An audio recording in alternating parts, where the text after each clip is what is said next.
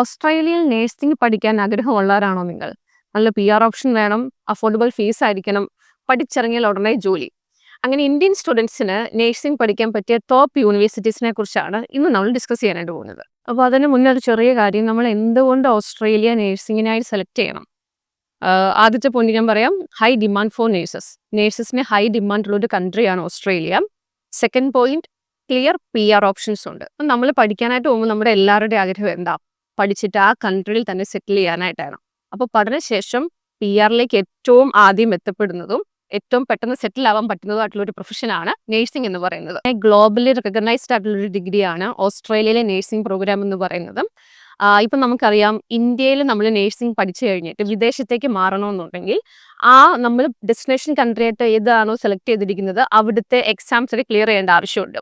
അതേസമയം English speaking countries like UK, Canada, Australia, US, Ireland തുടങ്ങിയ കൺട്രീസിൽ ആണ് നിങ്ങൾ നേഴ്സിംഗ് പഠിക്കുന്നതെങ്കിൽ അവിടെ നിന്ന് മറ്റൊരു ഇംഗ്ലീഷ് സ്പീക്കിംഗ് കൺട്രീസിലേക്ക് മാറിക്കഴിഞ്ഞാൽ ഈ രജിസ്ട്രേഷൻ പ്രോസസ്സ് കുറച്ചുകൂടെ ഈസി ആയിരിക്കും. സോ അതുകൊണ്ട് ഓസ്ട്രേലിയ മാത്രമല്ല, ഞാൻ ഈ പറഞ്ഞ ഇംഗ്ലീഷ് സ്പീക്കിംഗ് കൺട്രീസിലെ എല്ലാ നേഴ്സിംഗ് ഡിഗ്രീസും ഗ്ലോബലി റെക്കഗ്നൈസ്ഡ് ആണ്. Next point, clinical placement and part time job options. അപ്പം നമുക്കറിയാം, നമ്മുടെ നേഴ്സിംഗ് ഡിഗ്രി ഓസ്ട്രേലിയയിൽ പഠിക്കാൻ വരുന്ന കുട്ടികൾ അവരുടെ ഫസ്റ്റ് ഇയർ കംപ്ലീറ്റ് ചെയ്ത് കഴിഞ്ഞാൽ ക്ലിനിക്കൽ പ്ലേസ്മെന്റ് കഴിഞ്ഞാൽ ഹോസ്പിറ്റൽസിൽ അസിസ്റ്റന്റ് നേഴ്സായിട്ട് നിങ്ങൾക്ക് പാർട്ട് ടൈം ജോബിലേക്ക് കയറാനായിട്ട് പറ്റും. അപ്പം അസിസ്റ്റന്റ് നേഴ്സായിട്ട് നമ്മൾ വർക്ക് ചെയ്യാൻ സ്റ്റാർട്ട് ചെയ്ത് കഴിഞ്ഞാൽ അതൊരു എന്നാ പറയുന്നത്, സാധാരണ പാർട്ട് ടൈം ജോബ് പോലെയല്ല, ഒരു സ്ഥിരത ഉണ്ടായിരിക്കും. അത് മാത്രമല്ല, നമ്മൾ പഠിക്കുന്നത് എന്താണോ അതിനോട് റിലേറ്റ് ചെയ്തുള്ളൊരു പാർട്ട് ടൈം ജോബാണ് നമ്മൾ ചെയ്യുന്നത്. അത് നിങ്ങൾക്ക് ഫ്യൂച്ചറിൽ നിങ്ങളൊരു ഫുൾ ടൈം ജോബിലേക്ക് മാറുമ്പോൾ കുറച്ചുകൂടെ വർക്ക് ഈസി ആവാനായിട്ടും സഹായകരമാണ്. അപ്പോൾ അത് മാത്രമല്ല, ഈ അസിസ്റ്റന്റ് നേഴ്സായിട്ട് വർക്ക് ചെയ്യുമ്പം സാധാരണ പാർട്ട് ടൈം ജോലി ചെയ്യുന്നതിനെക്കാട്ടിലും നമുക്ക് കൂടുതൽ സേവ് ചെയ്യാനായിട്ടും സാധിക്കും. പിന്നെ നിങ്ങൾക്ക് എല്ലാവർക്കും അറിയാവുന്നതുപോലെ നമ്മുടെ വെക്കേഷൻ സമയത്ത് നിങ്ങൾക്ക് ഫുൾ വർക്ക് റൈറ്റ്സ് ഉണ്ട്. സ്റ്റഡി പീരീഡ് അതല്ലാണ്ട് ക്ലാസ് ഉള്ള സമയത്തൊക്കെയാണെങ്കിൽ 24 hours per week ആയിരിക്കും നമുക്ക് പാർട്ട് ടൈം ജോബ് ചെയ്യാൻ പറ്റുക. അടുത്ത പോയിന്റ് ഡ്യൂറേഷൻ ആണ്. 3 year ഡ്യൂറേഷൻ പ്രോഗ്രാംസ് ആണ് ഓസ്ട്രേലിയയിലെ നേഴ്സിംഗ് പ്രോഗ്രാം. അപ്പോൾ എല്ലാവർക്കും സംശയം ഉണ്ടായിരിക്കും, നമ്മുടെ നാട്ടിൽ 3 year പ്രോഗ്രാം എന്ന് പറയുമ്പോൾ ജനറൽ നേഴ്സിംഗ് അല്ലേ, അപ്പോൾ അതുപോലെ ആയിരിക്കുമോ ഓസ്ട്രേലിയ നേഴ്സിംഗ്? എൻ്റെ അടുത്ത് കുട്ടികളൊക്കെ സംശയം ചോദിക്കാറുണ്ട്. അങ്ങനെയല്ല, ഓസ്ട്രേലിയയിലെ ബാച്ചലർ ഓഫ് നേഴ്സിംഗ് പ്രോഗ്രാംസ് എല്ലാം നമ്മുടെ നാട്ടിലെ BSc നേഴ്സിംഗിന് ഇക്വലൻ്റ് എന്ന് പറയാൻ പറ്റത്തില്ല. കാരണം ഡിഗ്രി വെച്ച് നോക്കിക്കഴിയുമ്പം കുറച്ചുകൂടി മുന്നിൽ നിൽക്കുന്നത് ഓസ്ട്രേലിയയിലെ ഡിഗ്രി തന്നെയാണ്. ഇത് 3 year പ്രോഗ്രാമാണ്. സോ നമുക്ക് നമ്മുടെ ഒരു വർഷം വിലയേറി നമ്മുടെ ഒരു വർഷം നമുക്ക് ഇവിടെ സേവ് ചെയ്യാൻ പറ്റും. ആ ഒരു വർഷം കൊണ്ട് നിങ്ങൾക്ക് ഒരു ജോലി കിട്ടി, എത്ര നമുക്ക് ആദ്യം ഇൻവെസ്റ്റ് ചെയ്ത മണിയിലെ നല്ലൊരു ഭാഗം നമുക്ക് തിരിച്ച് ഏൺ ചെയ്യാനായിട്ട് സാധിക്കും. അപ്പോൾ ഡ്യൂറേഷൻ വളരെയധികം അട്രാക്റ്റീവ് ആയിട്ടുള്ളൊരു ഓപ്ഷനാണ്. ഏറ്റവും അട്രാക്റ്റീവ് ആയിട്ടുള്ളൊരു പോയിന്റാണ് ഇനി അടുത്തത് വരാൻ പോകുന്നത്, സാലറി. നമ്മൾ പഠനശേഷം നമ്മളൊരു രജിസ്റ്റേർഡ് നേഴ്സായിട്ട് ഓസ്ട്രേലിയയിൽ വർക്ക് ചെയ്യുന്നവർക്ക് സ്റ്റാർട്ടിംഗ് സാലറി ഒരു $70,000 തൊട്ട് $85,000 വരെ നമുക്ക് ഏൺ ചെയ്യാനായിട്ട് പറ്റും. നമ്മൾ എല്ലാ വർഷവും കണ്ടക്ട് ചെയ്യുന്ന ഒരു മെഗാ വെബിനാർ ഉണ്ട് കേട്ടോ. അതാത് വർഷങ്ങളിൽ പാസ് ഔട്ട് ആകുന്ന കുട്ടികൾക്ക് വേണ്ടിയിട്ട് ടൈലർ മെയ്ഡ് ചെയ്തിട്ടുള്ള ഒരു വെബിനാറാണത്. ആ വെബിനാർ സീരീസ് നമുക്ക് ഈ വർഷം വരുന്നത് April 21, അതായത് ഈസ്റ്ററിൻ്റെ തൊട്ട് പിറ്റേ ദിവസം Monday evening 7 PM Indian time. മറക്കരുത്, 7 PM ഇന്ത്യൻ ടൈം, April 21. അപ്പോൾ ഏറ്റവും ആദ്യമായി നമ്പർ 1 പൊസിഷനിൽ നിൽക്കുന്ന യൂണിവേഴ്സിറ്റിയാണ് USIT, യൂണിവേഴ്സിറ്റി ഓഫ് സിഡ്നി.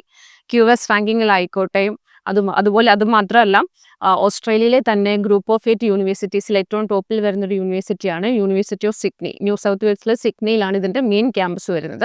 അപ്പം നിങ്ങളൊരു റിസർച്ച് ഫോക്കസ്ഡ് ആയിട്ടുള്ള സ്റ്റുഡൻ്റ് ആണെങ്കിൽ, അതായത് ഈ നേഴ്സിംഗ് ഡിഗ്രി കൊണ്ട് മാത്രം അല്ല, നിങ്ങൾ അതിനുശേഷം മാസ്റ്റേഴ്സും ഒരു റിസർച്ച് ഓറിയൻറ്റഡ് കരിയറാണ് പ്ലാൻ ചെയ്തതെങ്കിൽ പഠിക്കാൻ പറ്റിയ യൂണിവേഴ്സിറ്റിയാണ് USIT. ഇവരുടെ അഡ്വാൻസ് സിമുലേറ്റഡ് ലാബൊക്കെ ഭയങ്കര ഫേമസ് ആണ്. സോ ഫീസ് കുറച്ച് കൂടുതലായിരിക്കും, റാങ്കിങ് കൂടുതലായതുകൊണ്ട് തന്നെ, പക്ഷേ അതിനനുസരിച്ചുള്ള റിട്ടേൺ നിങ്ങൾക്ക് ഫ്യൂച്ചറിൽ കിട്ടുന്നതായിരിക്കും. അടുത്തതായി മൊനാഷ് യൂണിവേഴ്സിറ്റി. ഈ മൊനാഷ് യൂണിവേഴ്സിറ്റി ബാച്ചലർ ഓഫ് നേഴ്സിംഗും ബാച്ചലർ ഓഫ് മിഡ്വൈഫറി പ്രോഗ്രാമും അവൈലബിൾ ആണ്. മെൽബണിലാണ് ക്യാമ്പസ് വരുന്നത്. മെൽബൺ നിങ്ങൾക്കറിയാലോ, ഒരു സ്ട്രോങ് ഇന്ത്യൻ സ്റ്റുഡൻസിൻ്റെ കമ്മ്യൂണിറ്റി ഉള്ളൊരു സ്ഥലമാണ് മെൽബൺ എന്ന് പറയുന്നത്. അതുപോലെ അത് മാത്രമല്ല, ഇൻഡസ്ട്രി പ്ലേസ്മെൻറ്റ് കൂടുതൽ, അതായത് കണക്ഷൻസ് കൂടുതലുള്ള ഒരു യൂണിവേഴ്സിറ്റിയും കൂടിയാണ് മൊനാഷ് യൂണിവേഴ്സിറ്റി. അടുത്തതായി വെസ്റ്റേൺ സിഡ്നി യൂണിവേഴ്സിറ്റി. ലോകത്തിലെ തന്നെ മികച്ച നേഴ്സിംഗ് പ്രോഗ്രാംസിൽ ഒന്നാണ് വെസ്റ്റേൺ സിഡ്നി യൂണിവേഴ്സിറ്റിയിലെ ബാച്ചലർ ഓഫ് നേഴ്സിംഗ് പ്രോഗ്രാം. ഏകദേശം 2000-ഓളം കുട്ടികളാണ്, 2000-ഓളം ഇന്റർനാഷണൽ സ്റ്റുഡൻസ് ആണ് 2023 ഈ ഒരു പ്രോഗ്രാമിലേക്ക് എൻറോൾ ചെയ്തിട്ടുണ്ടായിരുന്നത്. അപ്പോൾ സ്കോളർഷിപ്പ് ഓപ്ഷൻസ് ഇവിടെ അവൈലബിൾ ആണ്. അതുമാത്രമല്ല, ഏറ്റവും വലിയ ഹൈലൈറ്റ് ആയിട്ട് പറയേണ്ടത് ഇവിടുത്തെ നിങ്ങളുടെ പ്ലേസ്മെന്റ് ചെയ്യാൻ പോകുന്ന നിങ്ങൾ ചെയ്യുന്ന ഹോസ്പിറ്റൽസ് ഉണ്ടല്ലോ. അപ്പോൾ വെസ്റ്റേൺ സിഡ്നിക്ക് തന്നെ ഒരു ഹോസ്പിറ്റലുണ്ട്. അപ്പോൾ ഗ്രേറ്റർ വെസ്റ്റേൺ സിഡ്നി ഹെൽത്ത് ഡിസ്ട്രിക്റ്റിലെ തന്നെ മികച്ച പ്ലേസ്മെന്റ്സ് ഓഫർ ചെയ്യാൻ പറ്റുന്ന ഹോസ്പിറ്റൽസ് ഉള്ളത് വെസ്റ്റേൺ സിഡ്നി യൂണിവേഴ്സിറ്റിക്കാണ്. ഇതുവരെ പറഞ്ഞതെല്ലാം മേജർ സിറ്റീസിലുള്ള യൂണിവേഴ്സിറ്റീസ് ആയിരുന്നു. ഇനി അങ്ങോട്ട് പറയാൻ പോകുന്നതെല്ലാം റീജിയണൽ ഏരിയ യൂണിവേഴ്സിറ്റീസ് ആണ്. അപ്പോൾ അതിലേറ്റവും ആദ്യം വരുന്നതാണ് യൂണിവേഴ്സിറ്റി ഓഫ് ന്യൂകാസിൽ. ന്യൂകാസിലാണ് ഈ ഒരു യൂണിവേഴ്സിറ്റി സിറ്റുവേറ്റ് ചെയ്യുന്നത്. ഇവിടെ നമുക്ക് റീജിയണൽ ഏരിയ ആയതുകൊണ്ട് തന്നെ നിങ്ങൾക്ക് അഡീഷണൽ 1 ഇയർ സ്റ്റേ ബാക്ക് കിട്ടുന്നതായിരിക്കും. അതുപോലെ തന്നെ PR-ന് അപ്ലൈ ചെയ്യുമ്പോൾ എക്സ്ട്രാ പോയിന്റ്സും കിട്ടുന്നതായിരിക്കും. അപ്പോൾ ഇതുവരെ നമ്മൾ ഗ്രൂപ്പ് ഓഫ് 8 യൂണിവേഴ്സിറ്റീസ് പറഞ്ഞു, വെസ്റ്റേൺ സിഡ്നി പറഞ്ഞു, അതിൽ നിന്നൊക്കെ കുറച്ചുകൂടി ഫീസ് കുറവുള്ള ഒരു യൂണിവേഴ്സിറ്റി കൂടിയാണ് യൂണിവേഴ്സിറ്റി ഓഫ് ന്യൂകാസിൽ. അടുത്തത് ഗ്രിഫിത്ത് യൂണിവേഴ്സിറ്റി. ഗ്രിഫിത്ത് യൂണിവേഴ്സിറ്റിക്ക് സിറ്റിയിലും ക്യാമ്പസ് ഉണ്ട്, അതുപോലെ തന്നെ റീജിയണൽ ഏരിയ ഗോൾഡ് കോസ്റ്റിലും ക്യാമ്പസ് ഉണ്ട്. ഇവിടെ നമുക്കുള്ള ഒരു ഹൈലൈറ്റ് എന്ന് പറയുന്നത് സ്കോളർഷിപ്പാണ്. സ്കോളർഷിപ്പിൻ്റെ ഒപ്പം തന്നെ നമുക്ക് 50% വരെ സ്കോളർഷിപ്പിനുള്ള ഓപ്ഷൻസ് ഉണ്ട്.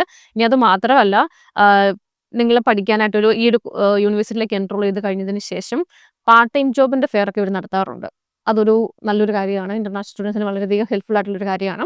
അത് മാത്രമല്ല, നമ്മൾ നേരത്തെ ന്യൂകാസിലിൻ്റെ കാര്യം പറഞ്ഞതുപോലെ തന്നെ PR-ന് അപ്ലൈ ചെയ്യുമ്പോൾ എക്സ്ട്രാ പോയിന്റ്സും അതുപോലെ തന്നെ അഡീഷണൽ 1 ഇയർ സ്റ്റേ കഴിഞ്ഞിട്ട് നിങ്ങൾ ഗോൾഡ് കോസ്റ്റ് പഠിച്ചു കഴിഞ്ഞാൽ. അടുത്തത് യൂണിവേഴ്സിറ്റി ഓഫ് കാൻബറ. ഓസ്ട്രേലിയയുടെ ക്യാപിറ്റൽ സിറ്റിയായ കാൻബറയിൽ സിറ്റുവേറ്റ് ചെയ്യുന്ന യൂണിവേഴ്സിറ്റി ഓഫ് കാൻബറ ഞങ്ങൾക്ക് ഏറ്റവും കൂടുതൽ പ്രിയപ്പെട്ട ഒരു യൂണിവേഴ്സിറ്റിയാണ്. കാരണം ഹൊലാവിലിന് ഏറ്റവും അധികം ഡയറക്റ്റ് ടൈപ്പ് കിട്ടിയത് യൂണിവേഴ്സിറ്റി ഓഫ് കാൻബറയ്ക്കാണ്.